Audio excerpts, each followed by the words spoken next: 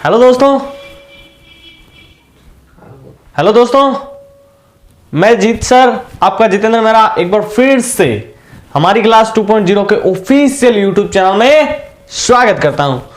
तो ज्यादा से ज्यादा वीडियो के सेक्शन को शेयर कर दो, ज्यादा से ज्यादा बच्चे लाइव आ जाओ। आज हम वापस वही सेशन स्टार्ट करते हैं जो हमारा टॉपिक चल रहा था। क्या चल रहा था? जल्दी से जल्दी कमेंट कर दो। कल ही पढ़ा है हमने और टॉपिक हमारा बहुत बड़ा होने वाला है। उस पर हम प्लेलिस्ट में आपको वीडियो मिल जाएगी।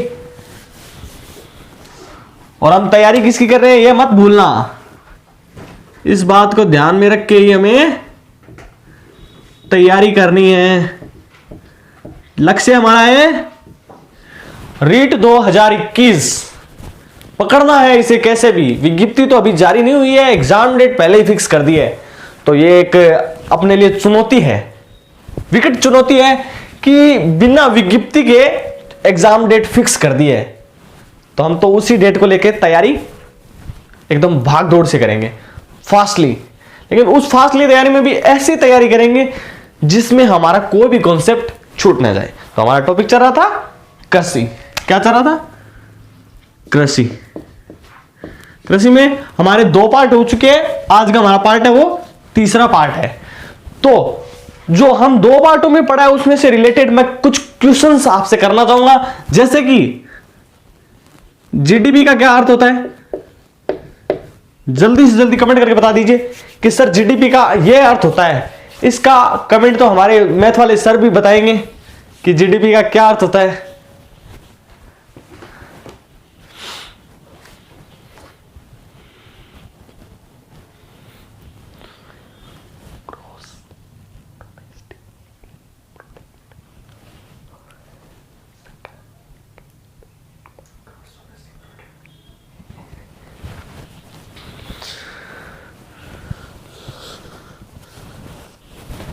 तो बताइए सर क्या है? Gross domestic product. और इसका हिंदी में और बताइए। हिंदी में होता है, पता नहीं, मुझे इंग्लिश आती है, हिंदी नहीं आती इसकी। हिंदी सर आप बताइए क्या होता है सर? बताएंगे बिल्कुल। लेते हैं, क्या दिक्कत? सीखने की कोई उम्र नहीं होती, कभी भी सीख लेते हैं, सीख सकते। ग्रॉस डोमेस्टिक प्रोडक्ट यानी कि सकल घरेलू उत्पाद। प्रोडक्ट का हो गया उत्पाद। तो लास्ट वाला सही बताया मैंने। जीडीपी का अर्थ है ग्रॉस डोमेस्टिक प्रोडक्ट, सकल घरेलू उत्पाद। तो राजस्थान की जीडीपी में हमारी कृषि का क्या योगदान है? वो दो प्रकार से योगदान है। कैसा है? एक तो स्थिर मूल्य, एक प्रचलित मूल्य। तो स्थिर मूल्य क्या है? जल्दी से जल्दी कमेंट कर दो। कल ही पढ़ा है हमने, भूल जाना है, भूलना तो भूल ही जाना है मेरी क्लास में। अरे कल पढ़ा है, इतना तो याद रखो। परीक्षा हमारी बहुत आगे होने वाली है। यह चुनौती है हमारे लिए बड़ी। 25 अप्रैल संकट की घड़ी। इस चुनौती को अगर पार कर दिया तो पूरी लाइफ मजे करोगे। तो स्थिर मूल्य क्या है और प्रचलित मूल्य क्या है? जल्दी से जल्दी कमेंट कर दो।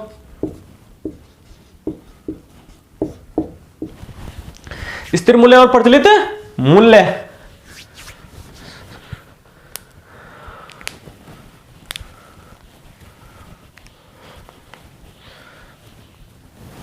लाइव का थोड़ा कम रेस्पॉन्स मिल रहा है तो जल्दी से जल्दी लाइव भी आ जाओ, फिर पढ़ने का ज्यादा मजा आएगा।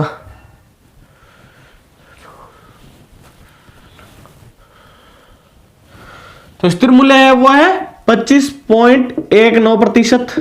ठीक है, स्थिर मूल्य है 25.19%, वर्तमान आंकड़े है। और प्रचलित मूल्य है वो है 25.56% है। यह भी दोनों भी वर्तमान आंकड़े हैं। जीडीपी का कृषि में योगदान है वो इतना है हमारे। ठीक है, स्थिर मूल्य का पूछा जाए तो 25.19% और प्रचलित मूल्य में पूछा जाए तो 25.56% योगदान हमारा होने वाला है। ठीक है, अब अगला है हमारा कि सर्वाधिक सिंचित भूमि वाला जिला कौन सा है राजस्थान में? सर्वाधिक सिंचित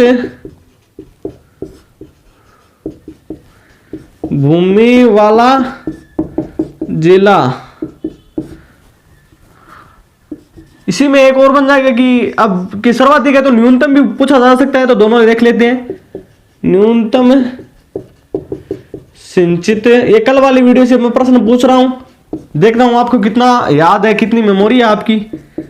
लग तो ऐसे रहा है कि जैसे कि पूरी तैयारी कर रखी है आपने, लेकिन अभी पता चल जाएगा आपकी तैयारी का कि कितनी कैसी क्या कुछ कर रखी है आपने तैयारी। तो फटाक से कमेंट कर दीजिए। उसके बाद एक प्रश्न और लेंगे, फिर हम आज का जो हमारा टॉपिक है कृषि पार्ट 3 वो स्टार्ट करेंगे।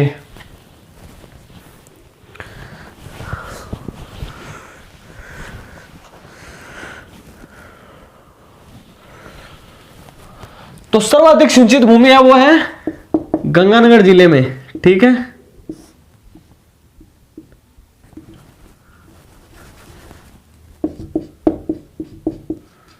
गंगानगर में कितनी है?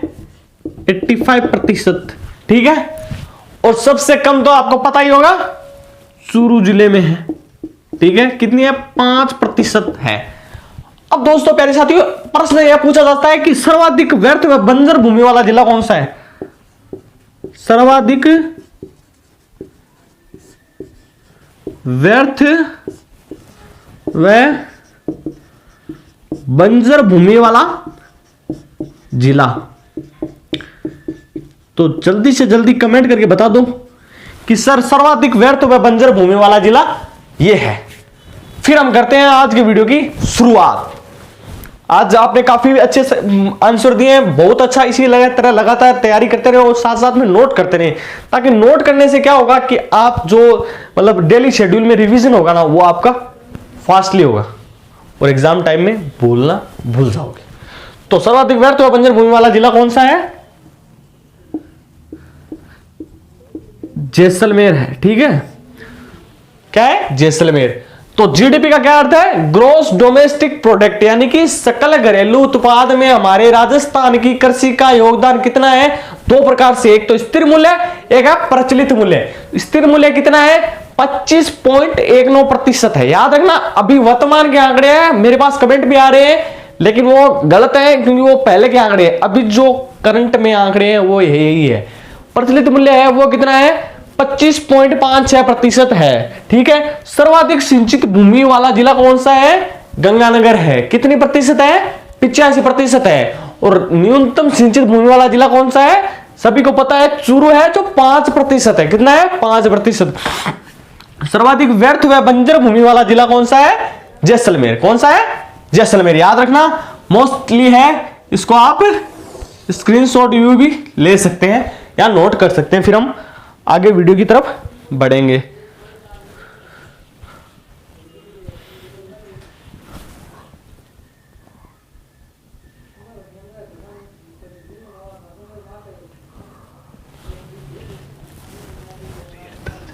नाम लिखे नहीं।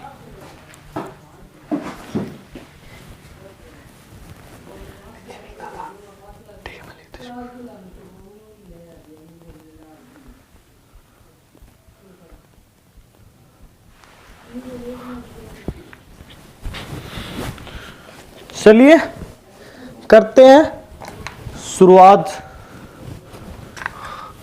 कल हमने पढ़ लिया था तिलहन उत्पादन तक, दलहन उत्पादन तक पढ़ लिया था। अब उससे आगे देखेंगे। हमारा पार्ट 3 चल रहा है, 2 मैं करवा चुका हूं पार्ट। उसकी प्लेलिस्ट मिल जाएगी आपको आई बटन पे या नीचे लिंक डिस्क्रिप्शन में मिल जाएगी। और ये आप अपने सहपाठी दोस्तों के साथ लगातार शेयर करते रहे, मुझे पता है।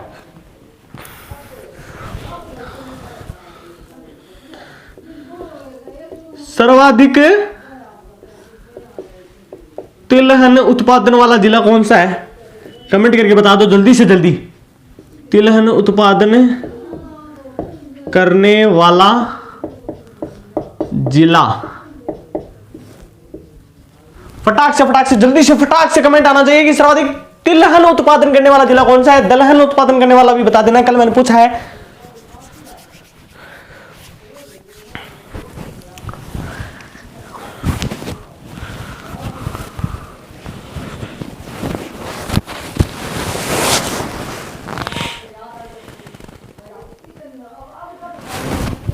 तो सर्वाधिक तिलहन उत्पादन करने वाला जिला है गंगानगर है। क्या है? गंगानगर है। और दलहन उत्पादन करने वाला है नागौर, दलहन उत्पादन करने वाला। अब प्यारे साथियों आगे आता है इसमें कृषि में कि सर्वाधिक प्रश्न इसी प्रकार से पूछे जाएंगे, 4 ऑप्शन दे देंगे और आप उसमें कंफ्यूज हो जाओगे। जैसे कि सर्वाधिक तिलहन उत्पादन करने वाला जिला गंगानगर, चूरू, बांसवाड़ा, जयपुर, आल। आप तो यहीं पे कंफ्यूज, तो कंफ्यूज नहीं होना है, इनको माइंड में इस तरह फिट कर लो कि जो ही प्रश्न आए अपना उत्तर आंसर की तरफ अपने आप पेन चलने लगे। ऐसा सर्वाधिक मसाले उत्पादन करने वाला जिला कौन सा है? मसाले उत्पादन करने वाला जिला कौन सा है? जल्दी से जल्दी कमेंट करके बता दो कि ये है सर।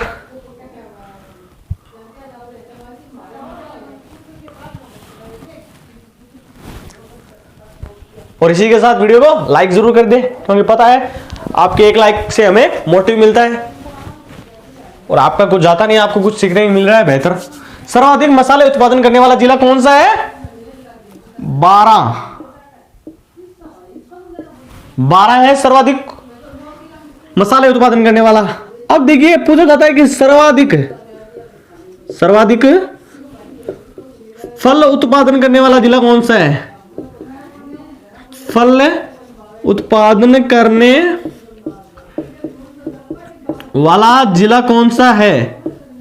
सर्वाधिक फल उत्पादन करने वाला जिला कौन सा है? जल्दी से जल्दी कमेंट करके बता दो कि सर ये सर्वाधिक फल उत्पादन करने वाला जिला है।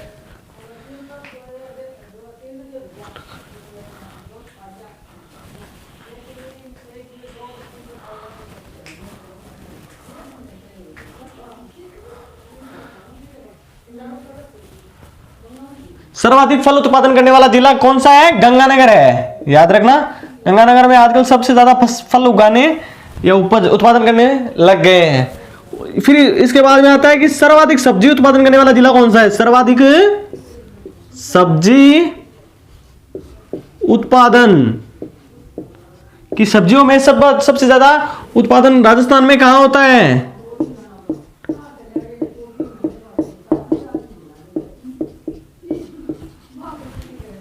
गलत मत कमेंट करना, श्योर होके एकदम सही कमेंट करना है।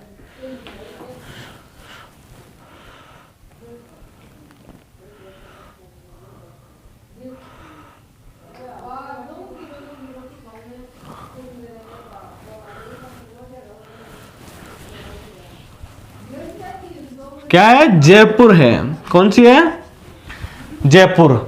तो देखते हैं एक बार फिर से, सर्वाधिक तिलहन उत्पादन करने वाला जिला कौन सा है?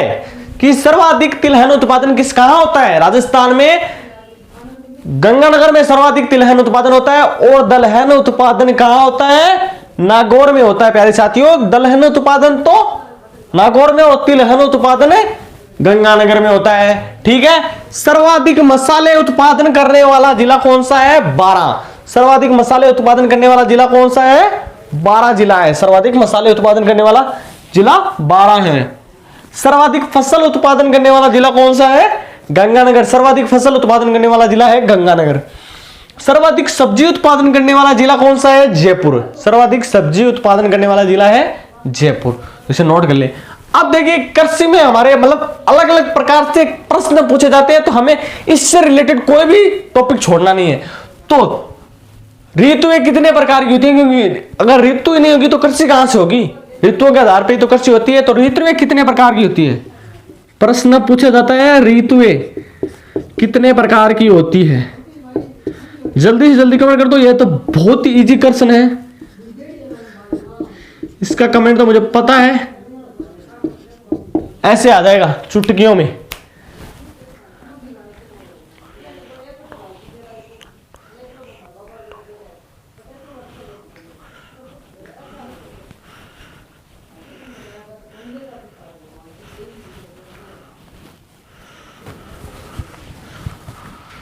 तो ऋतुएं कितने प्रकार की होती है? 3 प्रकार की होती है। पहली कौन सी है? खरीफ की फसल। खरीफ की फसल, जिसे क्या कहा जाता है, स्याड़ू या सावणु कहा जाता है, यानी कि सावन में बोई जाने वाली फसल खरीफ की फसल है। दूसरा है रबी की फसल। कौन सी है, रबी की फसल, उसे कहा जाता है उनालू, यानी कि उन्नाळम। आपने कहा है मारवाड़ी भाषा में का उन्नाळम, उन्नाळम कर से काम, उन्नाळो वही है वो, ठीक है। तीसरा है जायद की फसल। कौन सी है, जायद की फसल। जायद की फसल कब बोई जाती है, ग्रीष्म काल में, ग्रीष्मकालीन। तो ऋतु हमारे पूछा जाए तो ऋतु कितने प्रकार की होती है, 3 प्रकार की। पहली होती है खरीफ की फसल, जिसे स्यालू या सावणु कहा जाता है, ठीक है। दूसरी होती है रबी की फसल, यानी कि उसे उन्नाळू कहा जाता है, उन्नाळे में बोई जाती है। जायद की फसल जो ग्रीष्मकालीन होती है, नहीं गर्मी के दिनों में बोई जाती है। अब हम इनके बारे में थोड़ा थोड़ा डिटेल में भी पढ़ लेते हैं, क्योंकि इनमें से भी प्रश्न पूछे जाते हैं, क्योंकि इनकी फसलों के नाम पूछ लिया जाए या खरीफ की फसल कौन सी है, 4 ऑप्शन दे दिए जाते, तो उनमें छोड़ना नहीं है, हम कृषि में कुछ भी नहीं छोड़ने वाले। तो इसे नोट कर लो या स्क्रीनशॉट लेना है वो जो भी लेना है वो जल्दी से जल्दी कर लो।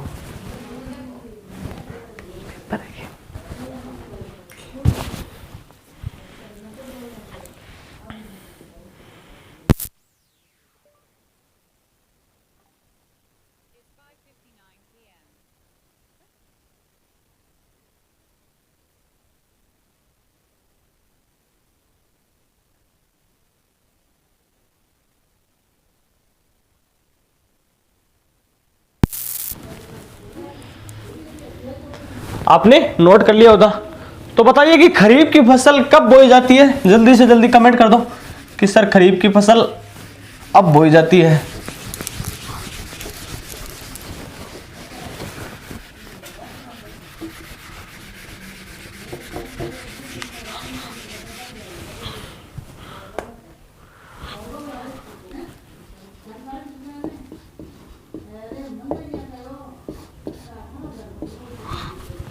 पहली है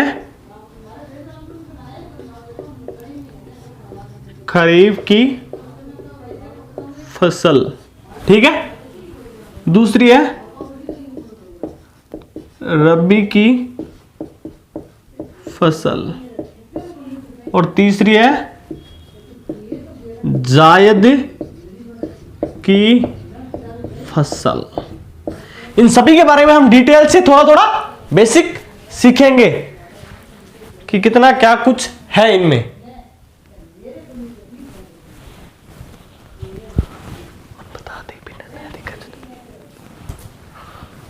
तो रबी की फसल कब बोई जाती है और कब काटी जाती है, फटाक से कमेंट कर दो।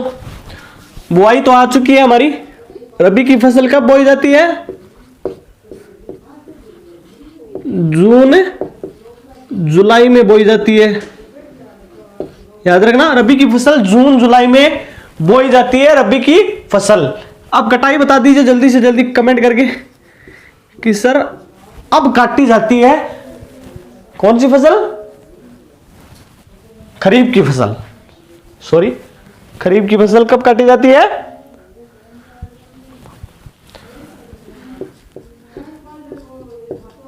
सितंबर और अक्टूबर में काटी जाती है, ठीक है।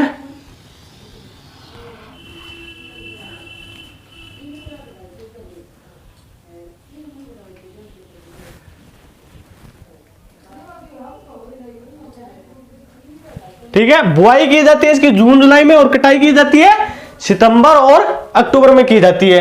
अब इसके अंदर एग्जाम्पल मतलब उदाहरण में कौन सी फसलें आती है वो जल्दी से जल्दी कमेंट करके बता दो। उन फसलों में ज्यादातर हम कंफ्यूज हो जाते हैं और मतलब इजी से इजी नंबरों को हम छोड़ के आ जाते हैं, तो वो कंफ्यूजन आज हम इस वीडियो में दूर करने वाले हैं। तो इसी के साथ एक बार फिर कह रहा हूं, अगर चैनल पर नए हैं तो चैनल को सब्सक्राइब कर लें और बेल आइकन प्रेस कर लें। इसी के साथ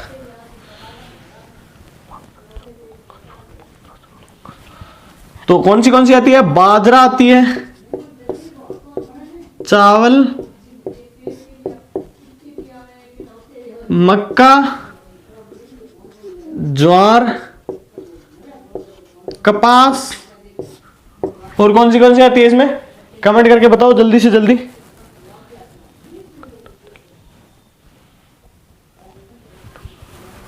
गन्ना आती है इसी के अंदर, तिल, मूंग, मोठ, सोयाबीन,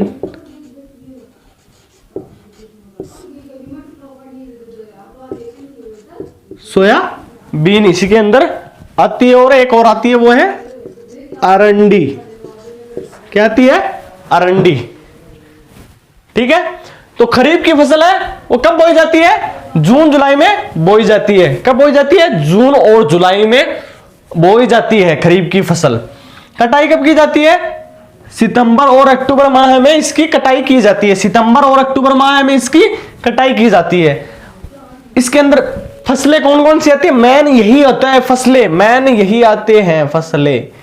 यही कंफ्यूजन हमें सबसे ज्यादा करती है। तो इसमें बाजरा, चावल, मक्का, ज्वार, कपास, गन्ना, तिल, मूंग, मोठ, सोयाबीन और अरंडी आदि फसलें आती हैं। ठीक है, अब हमारी जो रबी की फसल है वो बतानी कि कब बोई जाती है, जल्दी से जल्दी बता दीजिए। बुआई कब बोई जाती है,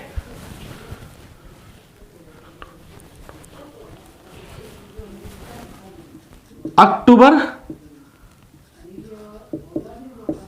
और नवंबर में बोई जाती है। ठीक है, कटाई कब की जाती है इसकी, कटाई कब की जाती है इसकी,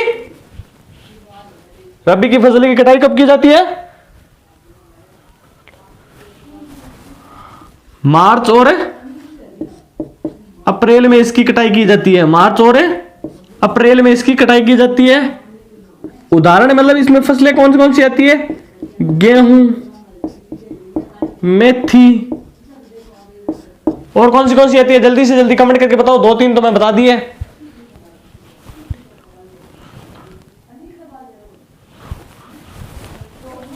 जौ, सरसों, अरहर, अफीम, तंबाकू और भी 2-3 फसलें हैं, वो जल्दी से जल्दी कमेंट करके बता दो। अगर छूट गई है तो बता दो, मैं देख लेता हूं इसके अंदर। तो वह है तंबाकू, तारामीरा और राई, ये फसलें आती हैं। तो रबी की फसल की बुआई कब की जाती है, अक्टूबर और नवंबर, यानी कि खरीफ की फसल की तो बुआई जून जुलाई और कटाई की जाती है सितंबर अक्टूबर में। तो यहीं से देख ले, अक्टूबर नवंबर में तो इसकी बुआई की जाती है और कटाई कब की जाती है, मार्च और अप्रैल में इसकी कटाई की जाती है। ठीक है, इसके अंदर फसलें कौन सी है, इसके अंदर जो फसलें हैं वो इसमें नहीं होगी और इसके अंदर है वो इसके अंदर नहीं होगी। तो इसके अंदर बाजरा, चावल, मक्का, ज्वार, कपास, गन्ना, तिल, मूंग, मोठ, सोयाबीन, अरंडी है। किसके अंदर, खरीफ की फसल के अंदर। ठीक है, तो रबी की फसल के अंदर कौन सी होगी, गेहूं, मेथी, जौ, सरसों, अरहर, अफीम, तंबाकू, तारामीरा और राई। तो यही कंफ्यूजन है, तो ये हमें दूर करनी है। ठीक है, अब देखते हैं कि जायद की फसल कब की बुआई और कब कटाई की जाती है। तो जायद की फसल की बुआई कब की जाती है, फरवरी और मार्च में बुआई की जाती है। और कटाई कब की जाती है, कटाई कब की जाती है इसकी, जायद की फसल की कटाई कब की जाती है, जल्दी से जल्दी कमेंट करके बताओ।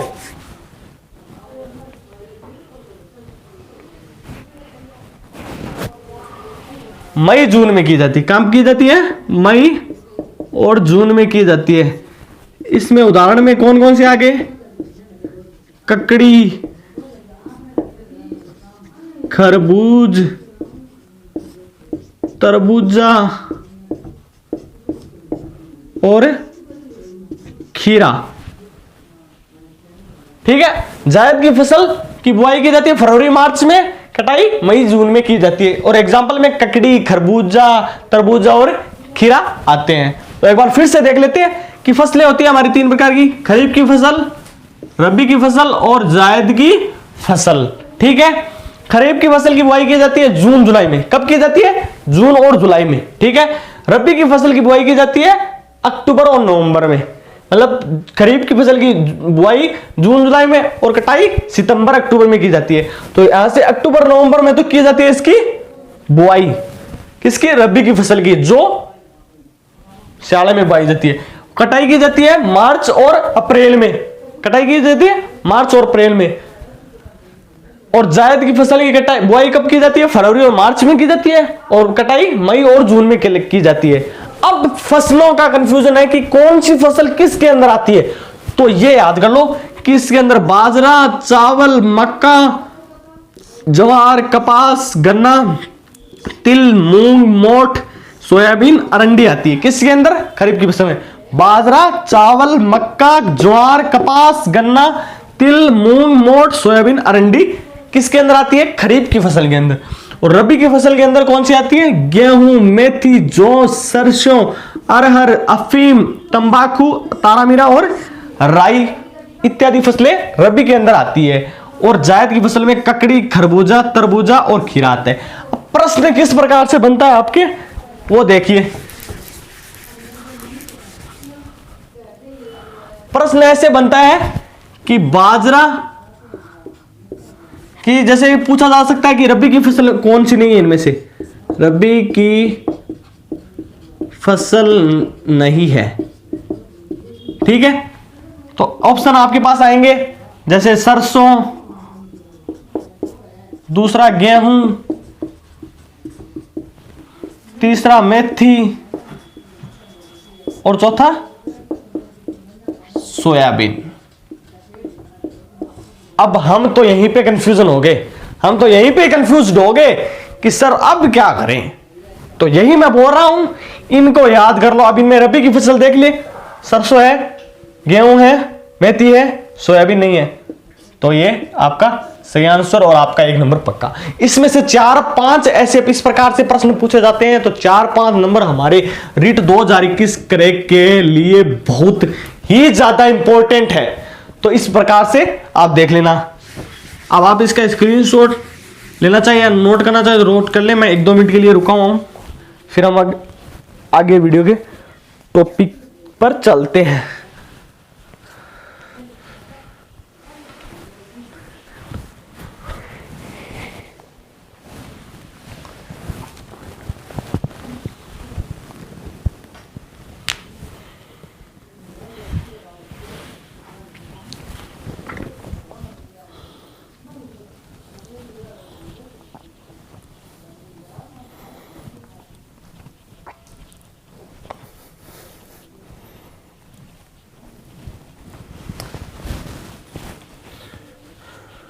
कंफ्यूज आप इन्हीं के अंदर होगे, या तो आप ऐसे होगे कटाई बुआई में कंफ्यूज होगे या फसलों के अंदर। तो वो कंफ्यूज याद कर लेना इनको, ऐसे कि खरीफ की फसल में बाजरा, चावल, मक्का, गन्ना, तिल, मूंग, मोठ ऐसे आते हैं। रबी की फसल में गेहूं, मेथी, जौ, सरसों, अरहर, अफीम, तंबाकू, तारामीरा, राई आदि आते हैं। और जायद की फसल में ककड़ी, खरबूज, तरबूजा और खीरा आते हैं। और प्रीवियस ईयर के एग्जाम के पेपर भी हम लेंगे साथ ही साथ हमारी वीडियो में, तो आपको हमारे चैनल पर सारे मिल जाएंगे। उसके लिए आपको चैनल को क्या करना पड़ेगा, सब्सक्राइब। वो आपने अभी तक कर लिया है, मुझे पता है, यहां तक हो तो। चलो आगे देखते हैं। अब इसी के अंदर हमारे कृषि में ही आता है कि उद्देश्य के आधार पर फसलों को कितने प्रकार से बांटा गया है। यह भी कृषि का टॉपिक है। उद्देश्यों के आधार पर फसलों को कितने प्रकार से कितने भागों में बांटा गया है, तो जल्दी से जल्दी कमेंट कर दो, या कौन कौन से प्रकार होने वाले वो देखेंगे।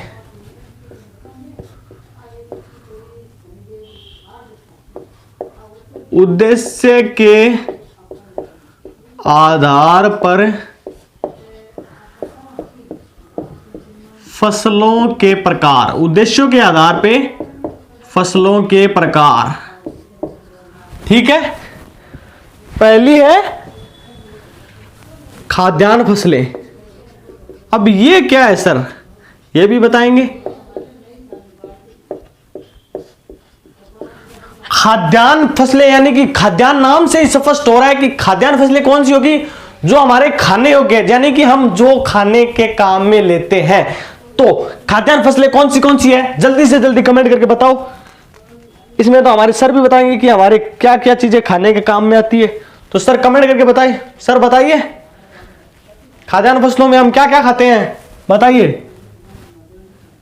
सर हम गेहूं खाते हैं, गेहूं बिल्कुल सही, और चावल खाते हैं, वो भी फसल। चावल बिल्कुल सही, वो भी सर बहुत सारी फसलें होती हैं। हाँ तो बताओ तो, गेहूं चावल यही थोड़ी खाते हैं, और भी तो खाते हैं, गेहूं के अलावा एक रोटी और होती है, और क्या दाल भी खाते हैं, वो भी बाजरा, बाजरा। मूंग और मोठ, ये हमारी खाद्यान्न फसलों में आती है, क्योंकि ज्यादातर हम गेहूं चावल बाजरा मूंग मोठ खाते हैं, याद रखना।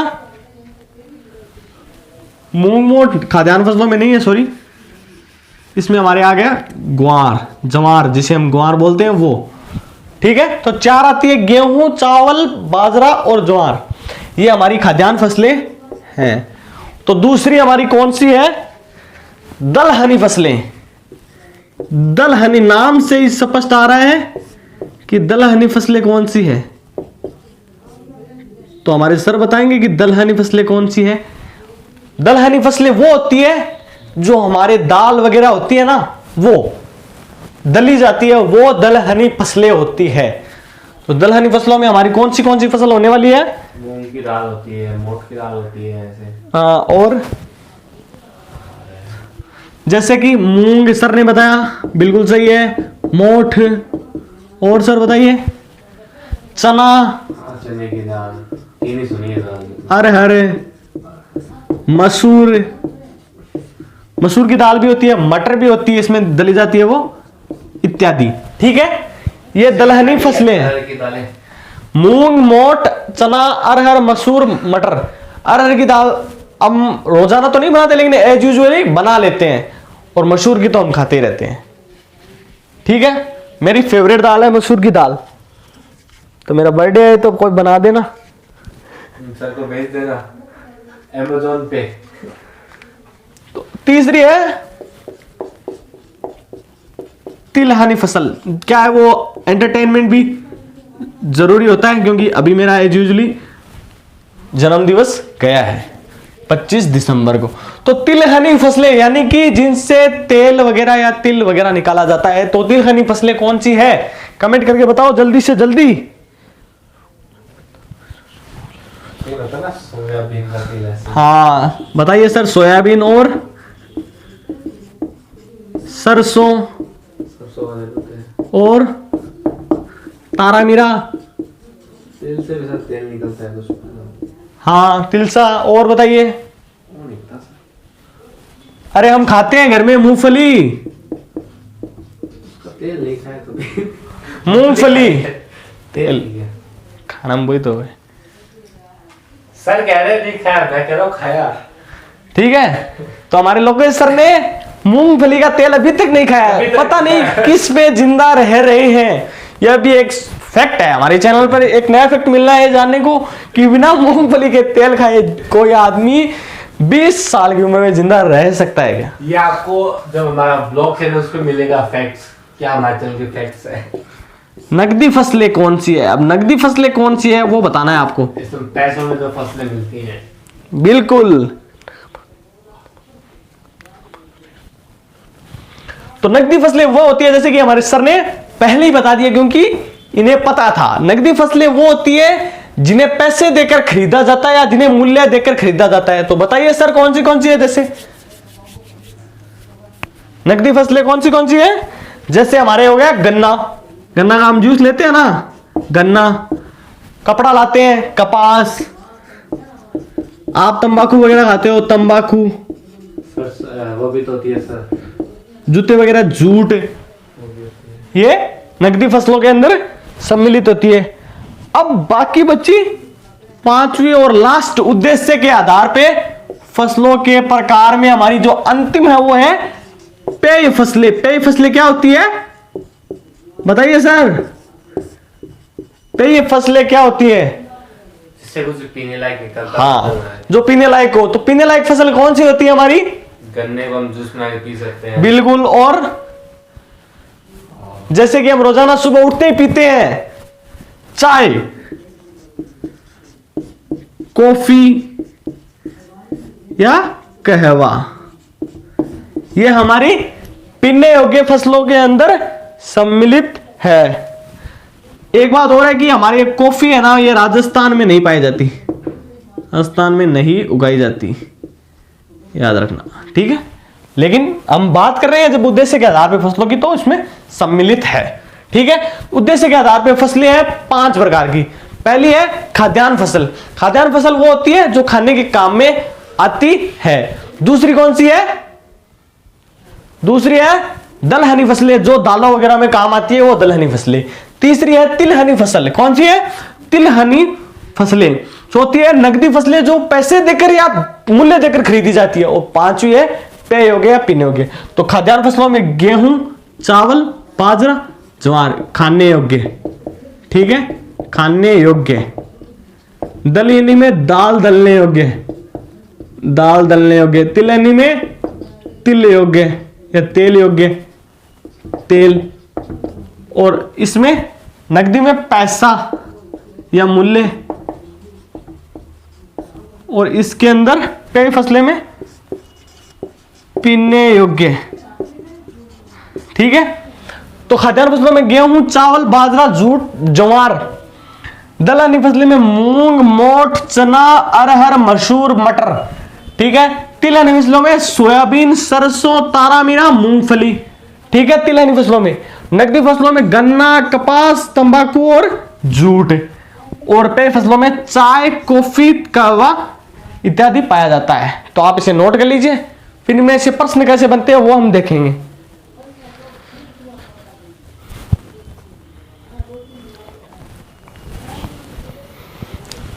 कंफ्यूज मत हो ना।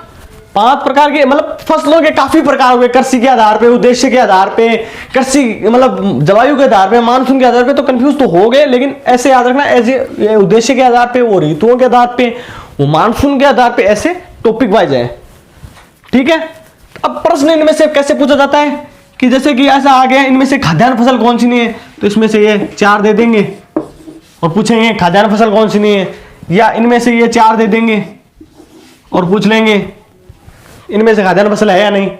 ऐसे ही प्रश्न पूछे जाते हैं और इनमें कंफ्यूज हो जाते हैं। तो हमको इसमें सिंपल ट्रिक क्या है, कैसे याद रखना है। खाद्यान्न फसल यानी कि जो खाने योग्य, दलहनी फसलें यानी दलने योग्य, तिलहनी फसलें यानी तेल निकालने योग्य, नकदी फसलें यानी कि जो पैसा है मूल्य देकर खरीदी जाती है, और पेय फसलें यानी कि जो पीने योग्य या पेय पदार्थ में काम में ली जाती है।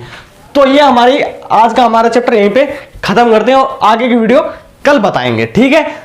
तो तब तक के लिए आपने अगर हमारी वीडियो यहां तक देखी है तो जरूर पसंद आई है। मुझे पता है हमने इतना स्ट्रगल मेहनत आपके लिए ही की है, बेहतर से बेहतर कंटेंट देने का प्रयास किया आपके लिए। तो इसके लिए एक लाइक तो बनता है, और इसी के साथ चैनल को कर दें सब्सक्राइब, और साथ ही साथ बेल आइकन को प्रेस कर दें, ताकि आगे आने वाली वीडियो या भविष्य में आने वाली वीडियो की नोटिफिकेशन आपको तुरंत मिल जाए। क्योंकि हमारा ब्लेसिंग है रीट 2021, आपको हमारा चैनल की तरफ से रीट की एडवांस में बधाइयां या ब्लेसिंग, ठीक है।